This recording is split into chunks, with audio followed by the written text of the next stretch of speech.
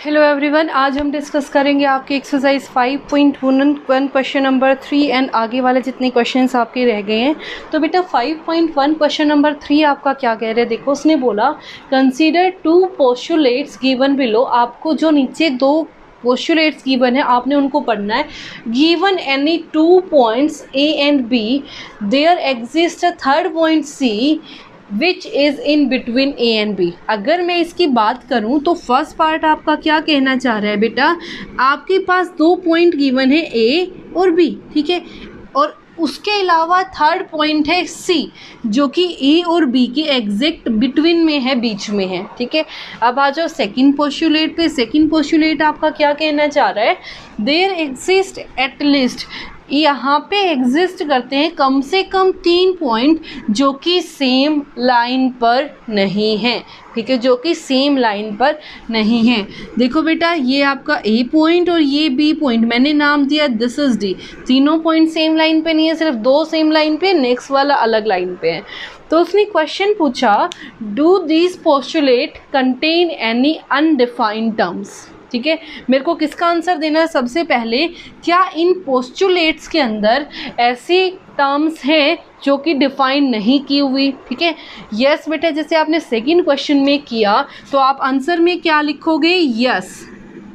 कौन कौन सी टर्म है, देखो बेटा यहाँ से बात करूँ पॉइंट, यहाँ से बात करूँ पॉइंट, यहाँ से बात करूँ लाइन। क्या आप लोगों को बताया है इस क्वेश्चन में, इस पोस्टुलेट में कहीं कि जो ये पॉइंट है, ये पॉइंट क्या है, लाइन क्या है?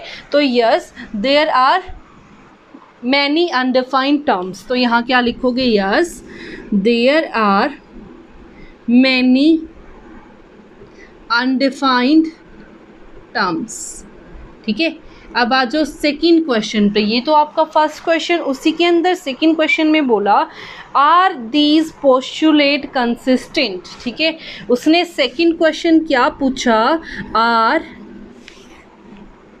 Are these postulates consistent.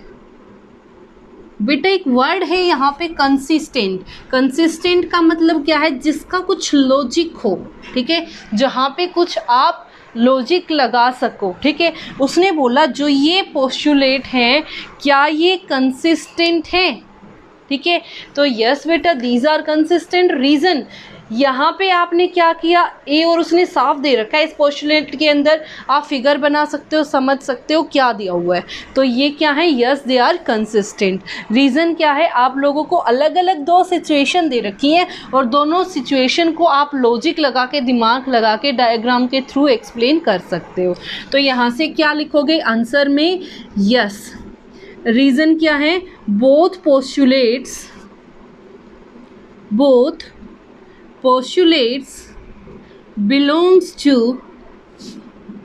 different situation। दोनों के दोनों जो हैं आपके वो अलग अलग सिचुएशन से क्या करते हैं, belong. Yes both postulates belongs to different situation।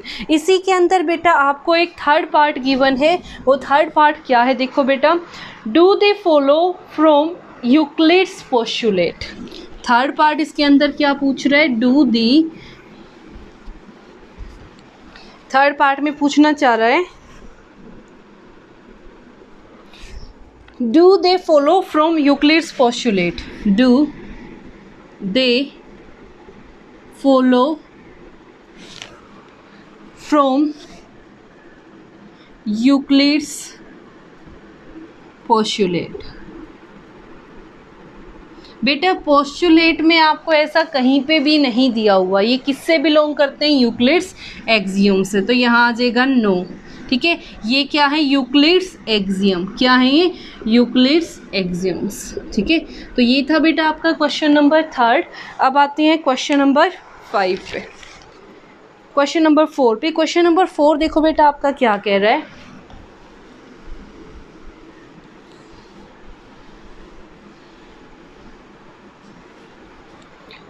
if a point C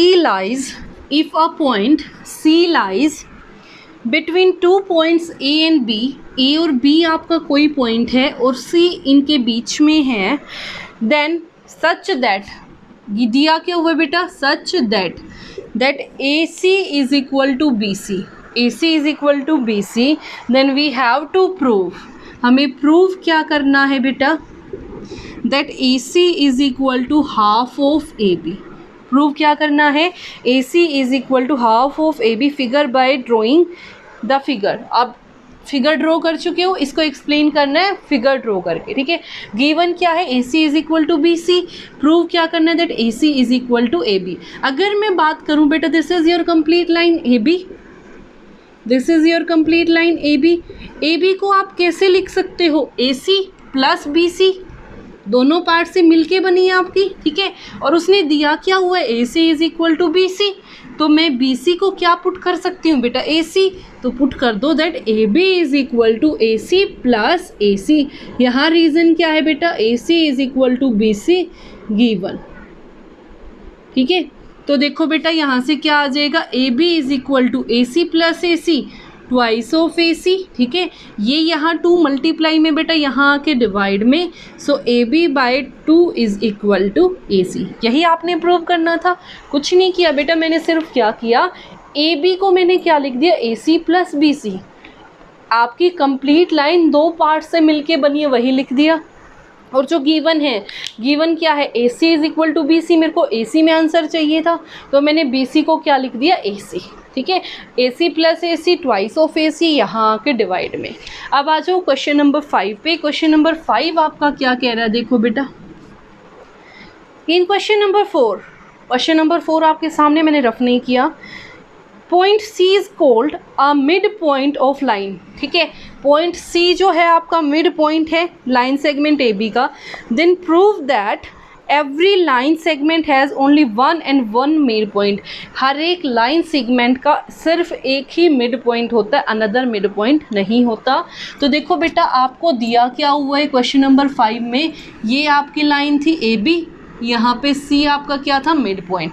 तो आपने यहाँ पे क्या किया, proof AB is equal, AB by 2 is equal to AC, आपने यहाँ पे ये प्रूव किया, ठीक है। अब मैं मान के चल रही हूँ, लेट C इसका मिड पॉइंट तो है, वो तो गिवन है। लेट यहाँ पे अनदर पॉइंट है D, let D be the mid point of AB। मैंने माना D कोई अलग पॉइंट है जो कि AB का क्या है, मिड पॉइंट। अगर बेटा D AB का मिड पॉइंट है, D AB का मिड पॉइंट है, तो सेम तरीके से आप क्या प्रूव कर सकते हो, that AD is equal to AB by 2, बिल्कुल सेम प्रोसीजर से। जो अगर C मिड पॉइंट था तो यहाँ पे AC आ गया था, अगर D मिड पॉइंट है तो ये क्या बन जाएगा, AD is equal to AB by 2, ठीक है। ये आपकी फर्स्ट इक्वेशन, ये आपकी सेकंड इक्वेशन, दोनों की एक साइड इक्वल है तो दूसरी साइड भी क्या हो जाएगी, इक्वल। तो यहाँ से क्या लिख दोगे, फ्रॉम 1 and 2, तो यहाँ से AD is equal to AC, ठीक है। AD किसके इक्वल आ गया, AC के। इसका मतलब D और जो है वो C क्या है, एक ही पॉइंट है। So D and C both are same point, ठीक है। तो इसका मतलब यहाँ से क्या प्रूव हो गया कि किसी भी लाइन सेगमेंट का सिर्फ एक ही मिड पॉइंट हो सकता है। अब आ जाओ बेटा नेक्स्ट क्वेश्चन पे, question number 6।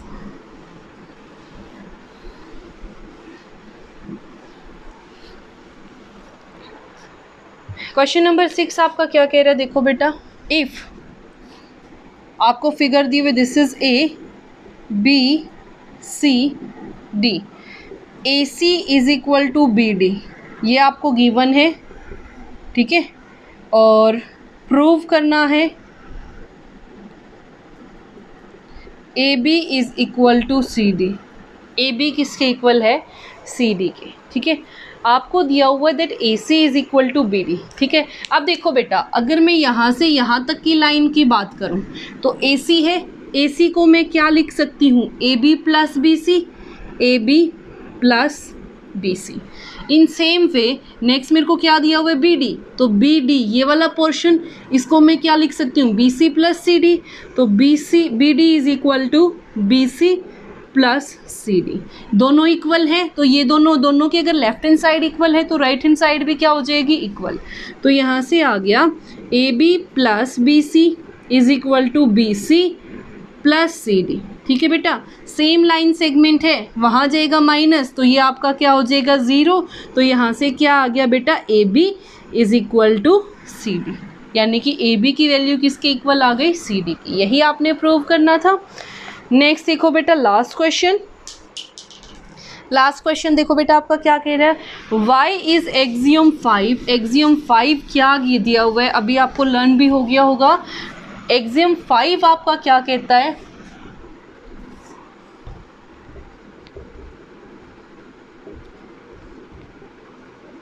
Whole is always greater than part. जो आपका होल है वो हमेशा पार्ट से क्या होता है, बड़ा। ठीक है, तो उसने बोला कि ये यूनिवर्सल ट्रूथ है। अब मैं आपको पहले भी बताया था बेटा, it is true, universal truth है।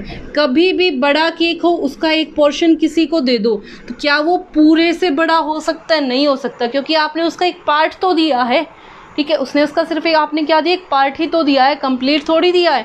तो जो कंप्लीट है वो हमेशा उसके एक हिस्से से क्या होगा, बड़ा। तो यस इट इज़ ट्रू। ठीक है, I hope it is clear to everyone. तो ये थी आपकी कंप्लीट एक्सरसाइज 5.1। आप लोगों को समझ भी आई होगी। ठीक है, अगर आप लोगों को समझ आई है तो please like and share it. Thank you so much.